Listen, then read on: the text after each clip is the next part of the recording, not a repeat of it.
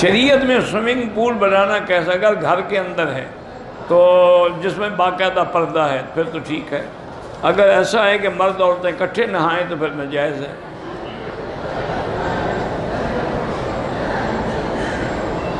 سوانح کا کاروبار کرنا جائز ہے، ہاں جائز ہے، لیکن مردوں کے لیے الگ ہو، عورتوں کے لیے الگ ہو، اس سے بھاپ بنتی ہے اور بندے کے پسینہ خارج ہوتا ہے۔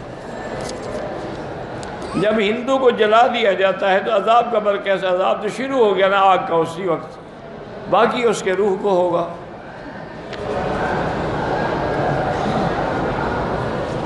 جب جنازہ کھڑا ہوتا ہے تو عورتیں نفل یا سنت پڑھ سکتی ہیں؟ ہاں پڑھ سکتی ہیں، لیکن ان کو بھی جنازہ پڑھنا چاہیے۔ آج کل ڈراموں میں جو جھوٹ موٹ کے نکاح ہوتے ہیں، خیر وہ تو آپ خود لکھ رہے ہیں کہ جھوٹ موٹ ہے، لیکن نکاح ایک ایسی چیز ہے کہ اگر جھوٹا بھی کریں تب بھی ہو جاتا ہے، اس لیے اس میں مذاق نہ بنایا کریں۔ ثلاث جدہن جد وحضرہن جد النکاح والطلاق والعتاق۔